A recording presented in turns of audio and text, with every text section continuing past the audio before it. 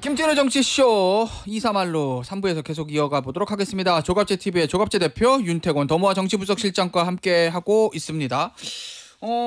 주제를 바꿔서요. 아니 바꿔도 그냥 비슷한 얘기인데 윤석열 전 대통령하고 김건희 여사 이야기 좀 해보죠. 최근에 이제 김건희 여사하고 이제 심평 변호사를 만나서 했다는 여러 가지 말들. 김 여사 측에서는 심 변호사가 왜곡했다라고 이제 변호를 통해서 주장을 했어요. 아무튼 여러 가지 말들 중에서 요거. 김 여사가 신 변호사에게 이재명 대통령의 장점에 대해서 물어봤다.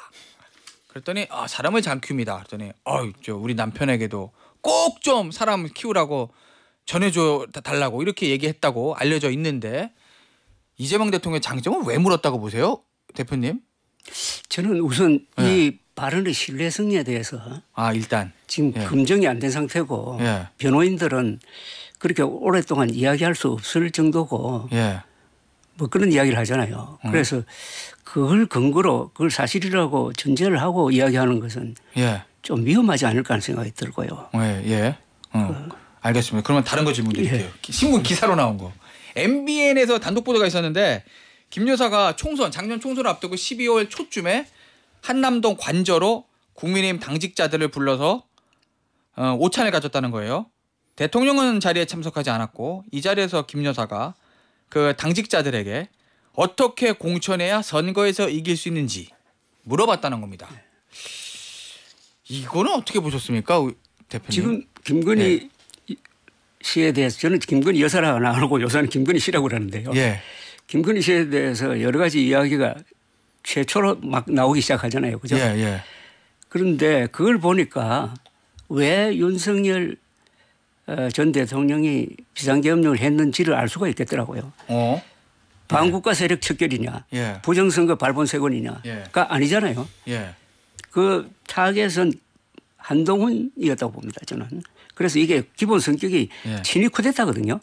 친위 쿠데타는 절대 실패할 수가 없어요. 그렇죠. 그런데 워낙 엉망으로 해가지고 실패를 했습니다. 그런데 왜 했느냐. 저는 김건희 보호 영유였다고 생각해요.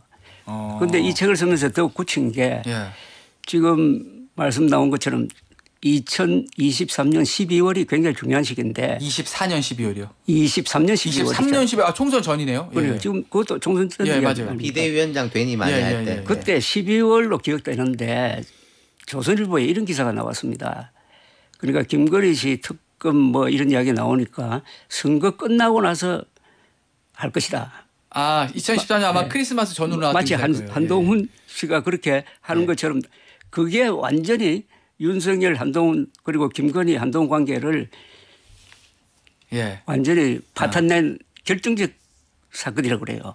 그게 그때부터 그러니까 한동훈과 조선일보가 짜고 김건희를 물먹인다. 이래서 완전히 신뢰관계가 깨지고 그 무렵에 김건희 씨가 지금 뭐 사람들 불러서 하는 정도가 아니라 한동훈 캠프에 아주 중요한 자리에 있던 사람한테 전화를 걸어가지고 회유를 하면서 한다는 이야기가 아직도 좋은 자리가 많이 남아 있다고. 그래서 생각이 있으면 자기한테 직접 전화를 걸어달라고 했답니다. 그래서 이분이 놀라가지고 인사권이 그러면은 김건희 씨에게 있으니까 그 정도로 적극적으로 선거에 개입했다는 이야기입니다. 선거에 개입했는데 지금 결국 이 사건의 그러니까 이 사건이라는 것은 계엄 선포의 출발점은 저는 김건희 윤석열 두 사람의 관계라고 봅니다. 김건희 윤석열 두 사람이 공통적으로 주술에 굉장히 약해요. 그 김건희 씨만 그런 게 아니라 윤석열 전 대통령도 마찬가지고 원래 검사들 중에 그런 사람들 많잖아요. 좀 있죠. 그런데 이게 가벌 관계가 아닌가 저는 생각이 듭니다. 그러면 두 사람 사이에서는 주술적 기가 센 사람이 김건희 씨 같아요.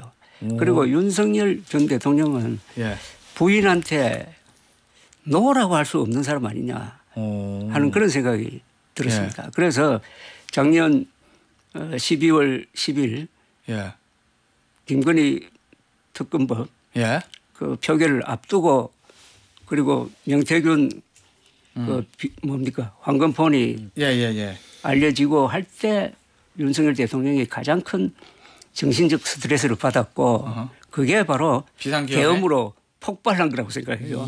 그런데 계엄 준비하는 과정을 보면은 중앙고 3인방만 사실은 제대로 논의한 거 아닙니까? 예. 그런데 그때 김용현 장관이 불평을 합니다. 아니 1,500명 가지고 어떻게 계엄을 합니까? 예. 적어도 4, 5만 명 몇 개 사단이 들어와야 된다고 예. 하니까 그냥 하러 간 거 아닙니까? 그래서 이게 도대체 계엄입니까? 라고 불평했다는 이야기가 있어요. 아, 김용현 장관이요? 그래서 저는 이 계엄 선포도 이게 예. 실제로 성공을 하기 위해서 한 게 아니라 예. 김건희 씨에게 내가 이렇게 노력하고 있다. 그래요? 예. 일종의 예. 성의 표시로 한 것 아니냐 성의 표시요? 예. 하는 생각이 듭니다. 그런데 예. 한번 생각해 보십시오. 비상계엄령 선포문에 예. 뭐가 빠져 있었느냐. 부정선거를 말하자면 잡기 위해서 했다는 이야기가 빠져 있습니다. 예. 선포문. 가장 중요한 예. 선포문에는 없어요. 그걸 그냥 예. 감춰버렸어요. 예. 그러다가 선포문에는 반드시 그게 들어가야 되잖아요. 예. 한 일주일 있다가 사실은 이런 그렇죠. 예. 그래서 나중에 만들어낸 이 얘기란 계엄 말씀이시군요. 예. 선포 뭐 이런 게 예. 그냥 실패하기 위해서 한 거라고까지 보여지는데 예. 김건희 씨에 대한 나도 이렇게 열심히 하고 있다는 그거 아닌가 하는 생각이 들 정도입니다. 비상계엄 끝나고 인터넷 공간에 쇼츠 뭐 짤이라고 하는 거 도는 것 중에서 뭐 그런 게 있었어요. 나는 사랑을 위해서 비상계엄까지 했다. 뭐 이런 거 돌아다니는데 그 말씀이신 거네요. 저는 이제 예. 윤김 부부에 대해서 조 대표님 약간 다른 각도에서 하나 보자면은 예. 두 사람이 나이 차이가 12살. 네, 맞아요. 12살. 그 정도 차이 날 거예요. 김건희 씨는 이제 뭐 저희 또래지 않습니까? 저희 예. 또래인데 그럼 이게 나이 차이가 나는 부부들을 보면은 그 사회적인 나이가 나이 많은 사람 쪽에 맞춰지는 경우도 있고 어린 사람 쪽에 맞춰지는 경우도 있는데 이 두 부부를 보면은 김건희 씨 쪽에 이 연령대에 맞춰져 있는 것 같아요. 무슨 말씀이냐면은 윤석열 전 대통령은 이제 60년대 초반생이니까 예. 그래도 그때만 해도 조금 보수적이고 남성 우위의 문화가 있고 김건희 씨는 이제 X세대잖아요. 예. 그 여성의 사회적 지위가 올라온 세대잖아요. 예. 이 부부를 보면은 그 여성 쪽에 사회적 나이가 이제 맞춰져 있는 부부인 것 같다라는 게 이제 첫 번째인 거고 두 번째를 보면은 과거에 뭐 영부인이나 이런 사람들이 영향력을 행사 많이 했죠. 행사하는 거는 간접적으로 하거든요. 대통령을 통해서 하거나 내가 원래 가까이 지내던 사람들 뭐 이순자 여사 같은 경우에 6사 11기 가까운 사람들이나 경호실장이나 이런 사람들 뭐 김옥숙 여사 같은 경우에는 박철원 이런 사람들이 통해서 행사를 하는데 이분은 직접 자기가 행사를 했다는 거예요. 그리고 원래 알던 사람들 뭐 100번을 양보해서 한동훈은 뭐 원래 알던 사이다 치고 근데 여기 이제 당직자들을 뭐 어떻게 한다든지 아까 말씀하신 친한계 뭐 이런 사람 한다 모르는 사람이잖아요. 예. 모르는 사람한테 그 영부인이란 지위를 가지고 직접 연락해가지고 뭘 개입을 하고 핸들링을 하려고 하잖아요. 저는 이런 경우는 거의 처음 봤어요. 그렇죠. 영부인이 직접 그러니까 뭐 들어온 힐러리 클린턴이라든지 예. 뭐 이런 사람들 같은 경우에도 원래 알고 있던 인연이라든지 예. 빌 클린턴을 통해서 힐러리는 좀 다르긴 합니다만은 예. 자기 이걸 하는데 그 남편의 권력과 지위를 백그라운드로 두고 있는데 그걸 가지고 자기가 직접 행사하는 경우에는 예. 없죠. 영부인 경우에도 없고 과거에 이렇게 보면은 우리 뭐 5,000년 역사 이렇게 하면 거창합니다만은 예. 선덕여왕 뭐 진덕여왕 아예 여왕이잖아요. 예. 수령 참정을 할 때도 원상이라는 대신을 통해 가지고 그 뒤에 있는 이제 왕비가 사실상 왕의 대행을 하는 건데 예. 직접 뭐 병조 판서 이렇게 시키는 게 아니라 예. 원상이라는 어떤 특정한 대신을 통해 가지고 이렇게 간접적으로 전달을 하거든요. 예. 근데 김건희 씨는 그 5,000년래 이런 분은 저는 좀 처음 본 것 같아요. 명성황후가 있죠. 아 그렇죠. 명성황후는 민비 유사한 시절. 거죠. 그리고 민비 시절. 직접 이렇게 들어갔었죠. 미국에는 낸시 레이건 여사가 영향을 많이 미쳤죠. 많이 미쳤는데 그건 이유가 있어요. 그 레이건 대통령이 취임하자마자 호텔에서 나오다가 총 맞았잖아요. 맞아요. 예. 그래서 죽다가 살았거든. 예. 1cm 차이로 심장이 불질러갔는데 그 뒤로는 일정 관리를 부인이 했다고 그래요. 그런데 부인이 할 때도 점성술사에게 물어보고 유명하죠. 예. 근데 그거는 좀 안전을 위해서 그러니까. 근데 미국 저 레이건 정부 공화당 정부 잘 굴러갔잖아요. 그렇죠. 정권 재창출도 하고. 그리고 근데. 아까 제가 역대 영부인들 말씀드렸지만은 영부인들에 대해 가지고는 국민들이 인정하는 뭐 예를 들어서 이순자라고 하면은 아버지가 전두환의 후원자이기도 하고 대학도 중퇴하고 이제 집 한 이제 건사하고 군인의 부인으로서 뭐 이런 내조를 했다 뭐 이런 것들 김영삼 김대중 대통령 부인은 말할 것도 없죠. 국민들이 인정하는 그 정도가 있는데 김건희 씨 김건희 여사 같은 경우에 사실 국민과 라포랄까 그런 인정이 전혀 없는 상태에서 영향력 행사가 훨씬 크니까 반발이 더 센 거죠.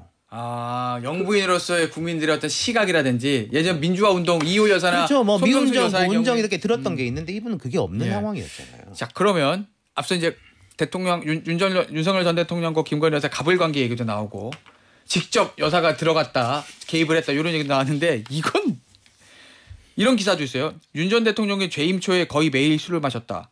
소주와 맥주를 가득 실은 1톤 화물 탑차가 매주 대통령실에 배달됐다는 현 경찰 간부의 증언이 보도가 됐어요. 술 얘기 많이 하셨잖아요. 대표님이 윤석열 전 대통령 문제로. 예? 이거 전직 대통령 술 많이 먹신다는 얘기 이거 참 하기도 부끄러운 얘기긴 한데. 결국 3대 중독인데 하나는 유튜브 중독.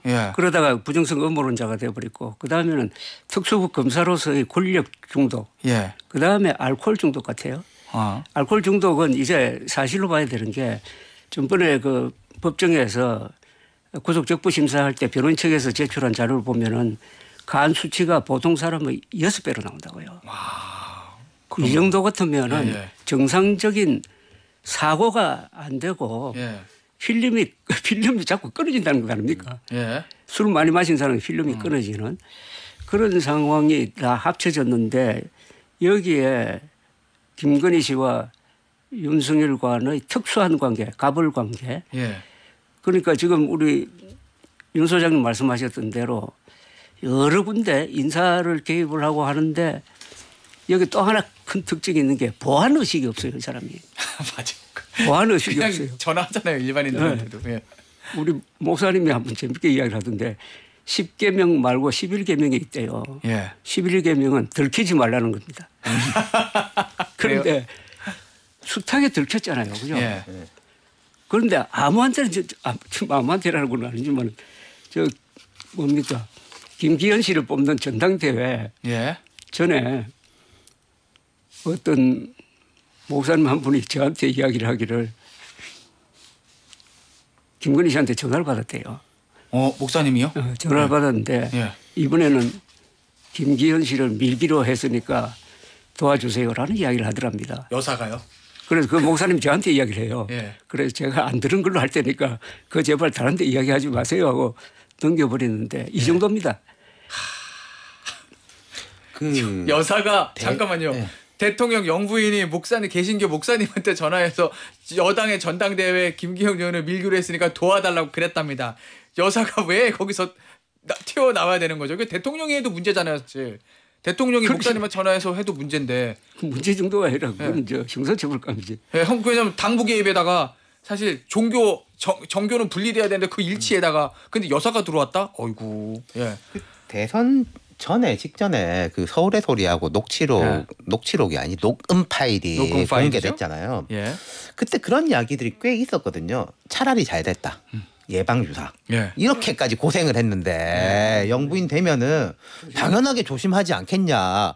그게 상식적인 생각이잖아요. 근데 그걸 이렇게 깨버린 거고 그러니까 모르겠습니다. 이게 아까 롯데 12연패처럼 안 되려고 하면 다 안 되는 건데 이분에 대해서는 이제 부부 간의 관계 뭐 제가 안 봐서 말하기는 어렵습니다만은 뭐 저희 같은 경우에도 농담 삼아 그런 말 하지 않습니다. 농담이 아니라 진담인데 뭐 꽉 쥐어서 산다. 근데 그건 집에서 쥐어서 사는 거고 사회생활은 뭐 각자 자기 판단으로 제가 더 잘 아니까 제가 하는 거잖아요.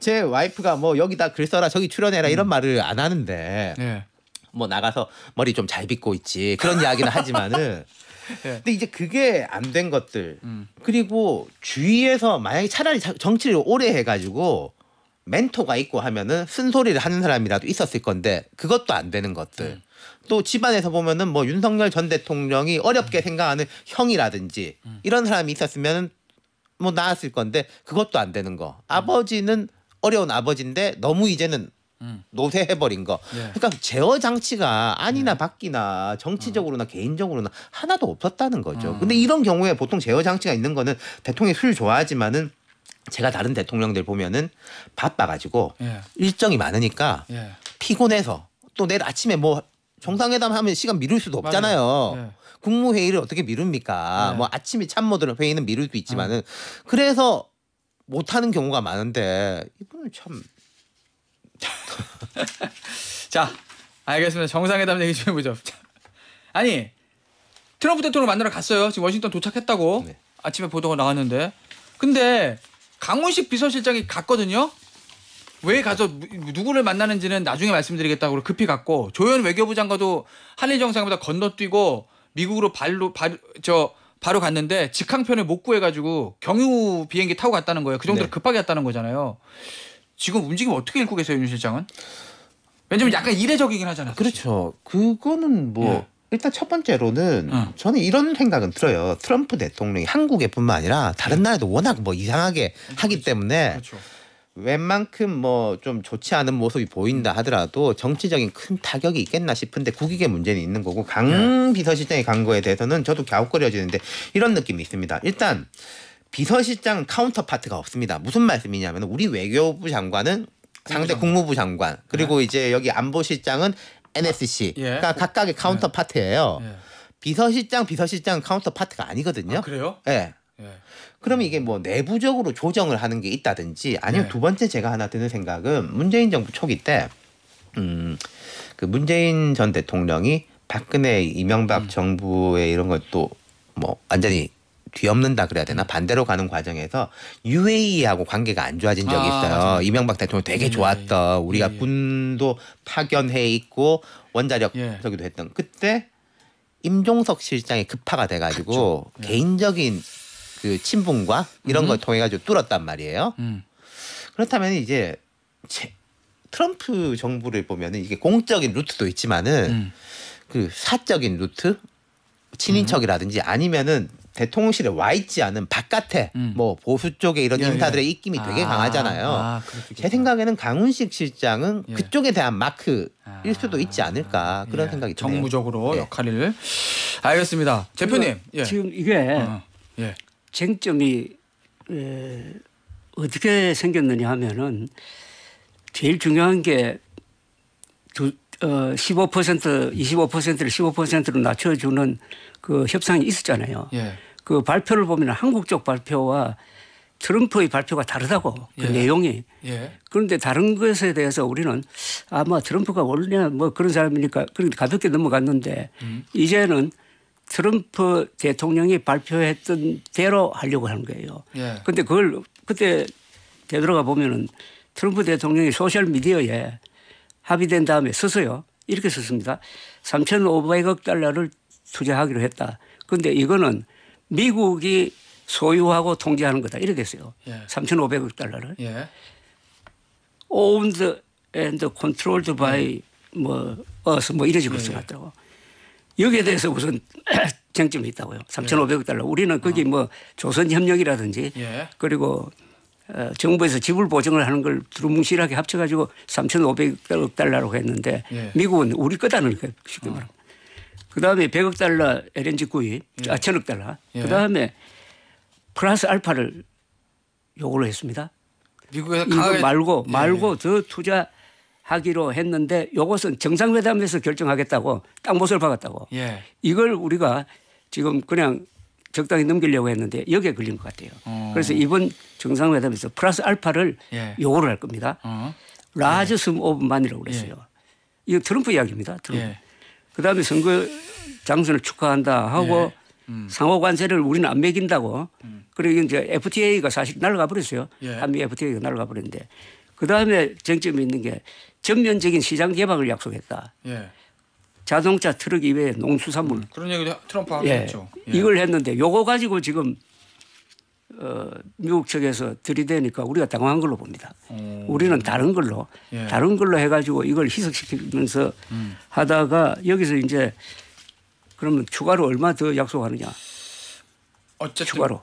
미국이 강하게 치고 나올 거고 그런 거에 대해서 대응하기 위해서 장관도 먼저 날아가고 실장도 갔다 뭐 이렇게. 그리고 제가 뭐 하나 짚고 싶은 게 있는 게요. 지금 대통령이 일본 갔다가 이제 미국 갔지 않습니까? 일본은 예상대로 분위기 좋았잖아요. 우리도 되게 배려를 하고 일본도 배려를 하고.